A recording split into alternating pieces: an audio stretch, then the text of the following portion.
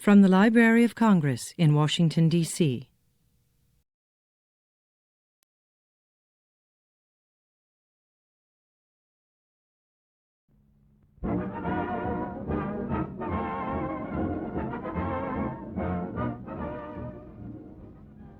All American News brings you our people's contribution to America and freedom.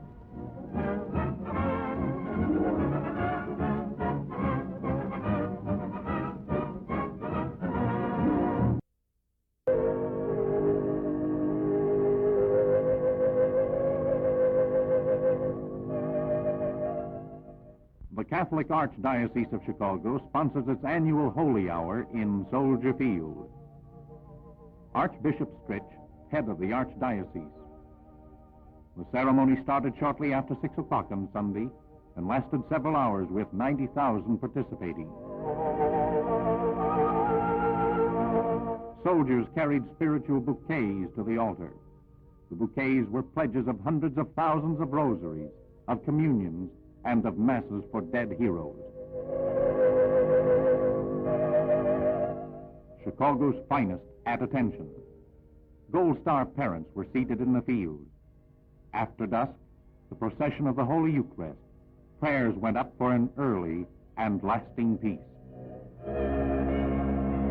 Peace for the 208,000 Catholic boys of the diocese in the armed forces.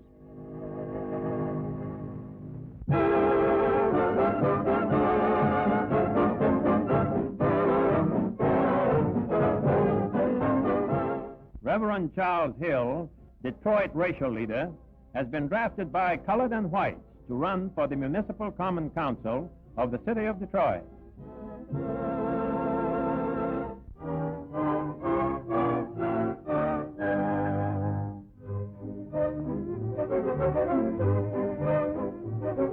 An audiometer, instrument to test hearing. Mrs. May Wharf makes the presentation.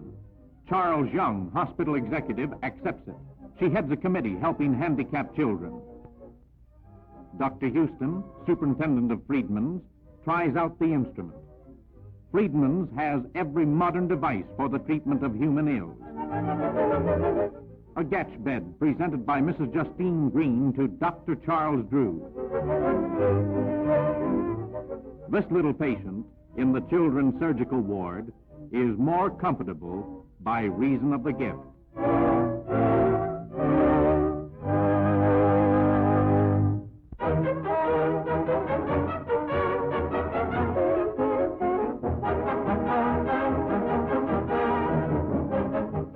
Contest manager Hart greets winners.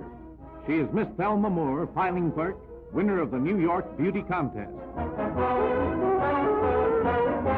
Miss Sepia, she'll compete in the Atlantic City Bathing Beauty Contest. If she wins that contest, she'll be Miss Sepia of the USA.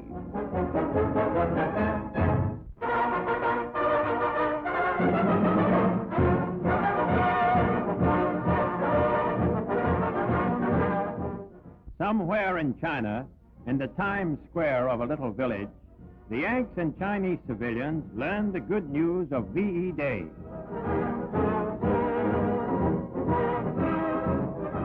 U.S. Signal Corps cameras record the twilight scene as the news is accepted with grateful hearts.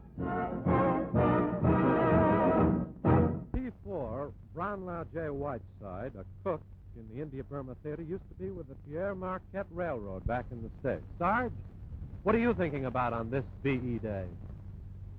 I am very happy and glad to get back stateside. I know everyone else on this side feels the same way. And everyone is tired of war, even the Japs. But I know they will have to be whipped before we all can go home.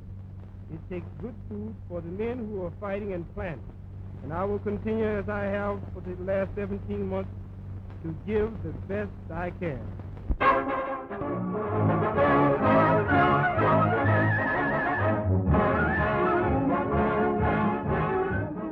With impressive open-air ceremonies, Howard University of Washington, D.C. graduates several hundred. Faculty members, proud of the huge class, receiving bachelor, master, and doctor degrees. Mordecai Johnson, man of many degrees. The crowd listened avidly to Johnson, president of Howard. The principal speaker, Reverend Benjamin Mays, president of Morehouse College, Atlanta. The women graduates were the first to receive their diplomas, and of course were greatly in the majority, since a majority of the boys of college age are now in the armed services.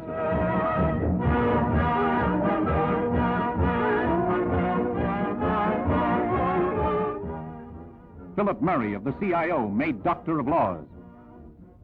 Another honorary degree, Doctor of Letters, conferred on Paul Robeson. This was the 77th annual commencement for Howard, one of America's finest institutions of higher learning, alma mater of many notables.